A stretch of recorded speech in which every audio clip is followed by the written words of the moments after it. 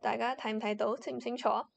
好啦，咁今次咧係時妹第一次成功地安裝到呢個 OBS 啦。咁但係由於我部電腦實在係日久失修嘅關係咧，大家會睇到啲字變咗藍色，個底變咗黑色嘅。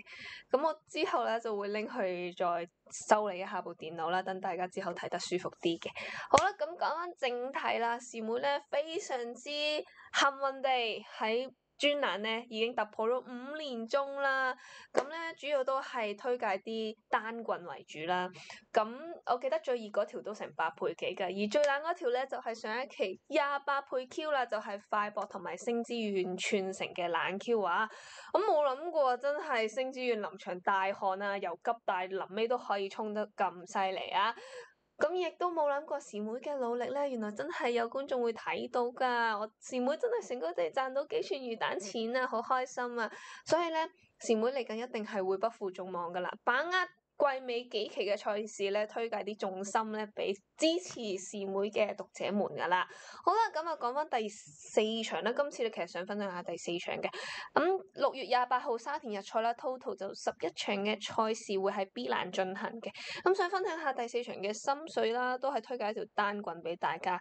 咁啊睇下呢一場嘅走勢圖先。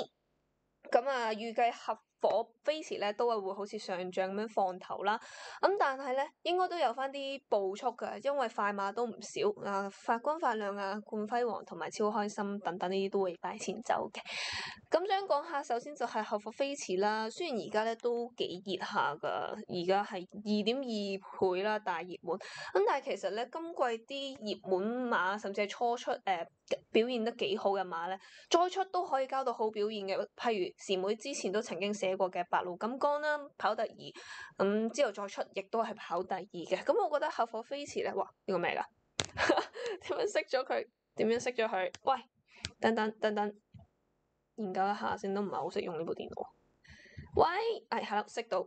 咁咧，合火飛馳咧再出應該都可以交到好表現啦。咁雖然今場咧預計會有啲步速嘅，咁但係咧上一次合火飛馳就叫做賺咗個慢步速啦。咁啊嗰一場咧其實頭3匹馬都係初出馬啦，串咗一條1、2、3名嘅。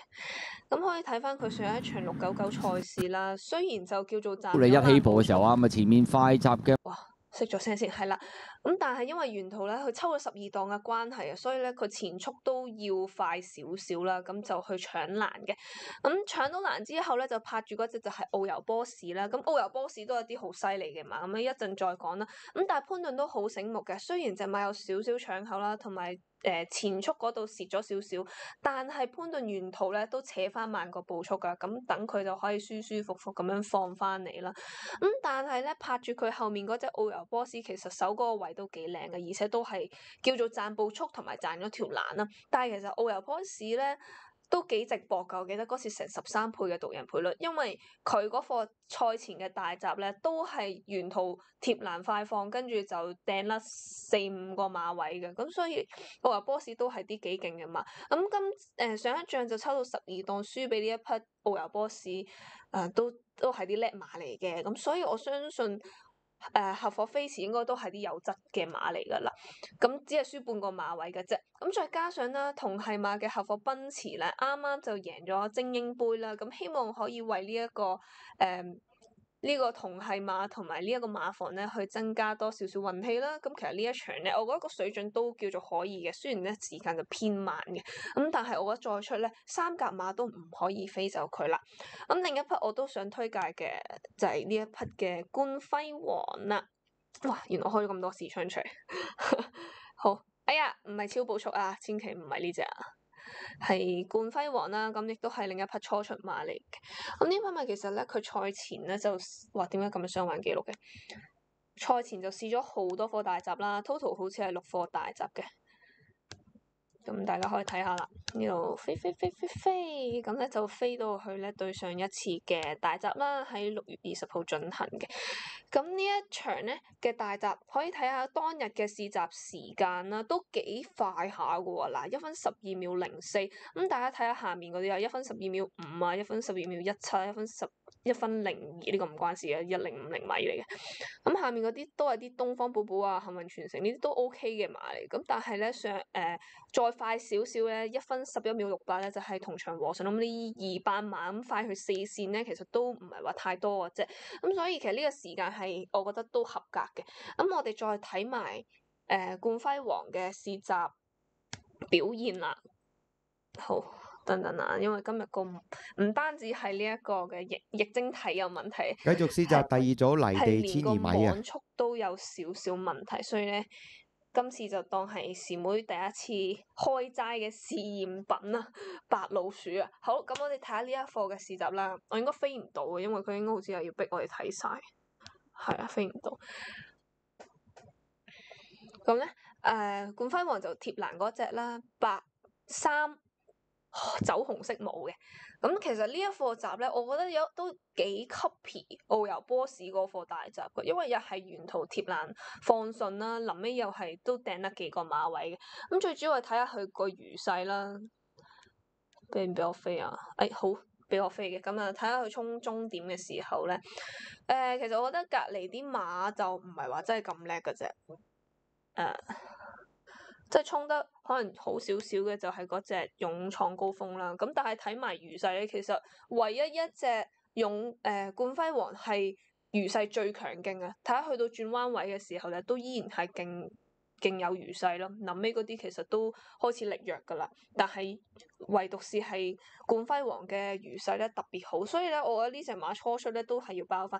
咁同埋大家留意翻啦，去到季尾咧，最主要都係揀翻啲比較賺體力嘅馬啦。其實最近啲初出馬，我覺得表現都唔太差嘅。咁有啲朋友仔咧就話發光發亮咧都其實可以拖啦，因為即係憑住個輕磅，跟住蔡明少又係啲爛殺手，咁樣上次又跑得幾好。咁但係我自己就首先我對呢個馬房就可能個信心唔算好大，其次就係我覺得佢嘅能力去跑14檔1200米咧，未必真係可以殺到一隻攬位嘅，所以我今次就會放低少少呢一匹嘅發光發亮啦。好，我嘅網速又係撈唔到嘅，所以算啦，唔開啦。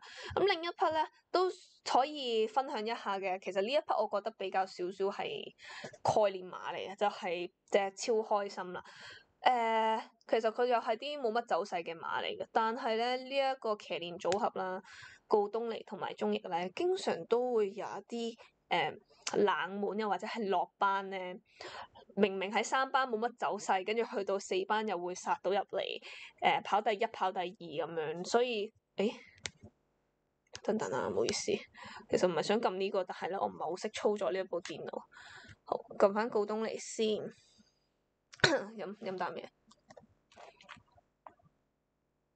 係啦，我就想撳佢出馬記錄啦，因為咧我自己覺得呢一對騎練咧，成日啲冷門都入到即係亞軍甚至係冠軍啊！就好似上一期咧就有隻百駿福星啦，喺沙田嗰度1200米，又係3落4嘅。咁啊殺咗個跑第2啦，叫做咁當其時都有啲熱門俾佢殺咗噶，我記得。譬如金創福威啦、幸運愉快呢啲都係較熱門嘅膽嚟嘅，咁但係佢偏偏百駿福星又係咧喺條欄度衝咗上嚟嘅，成74倍嘅。咁本身呢啲百駿福星嘅馬其實都係喺3班度。個走勢麻麻地啊，係啊，次次都係輸6個幾馬位啊，10個幾馬位，但係就係一降班咧就可以殺到啲冷位，所以其實超開心啦！我覺得有機會可以複製翻百駿福星嘅情況咯，係啦，咁又係賺一個班底嘅，咁所以冷腳都不妨一拖啦。咁所以今次咧，師妹都係推介一條單棍俾大家啦，就係合夥飛馳搭冠輝煌，我記得賠率都好似係有嘅。嗱，唔好意思，因為今日個液晶體出現咗問題，所以就難睇少少啦。我冇睇錯咧，8+5咧就係7.7嘅，咁而位置 Q 咧都有3.5倍，咁都唔太差啦。咁如果大家喜歡咧，我覺得絕對建議包埋隻超開心嘅1號。因為到15倍嘅而家呢一隻嘅獨贏，咁都係有啲分頭嘅馬啦，所以大致上今日嘅分享都係差唔多啦。咁如果中意嘅話咧，不妨都俾師妹一個 like。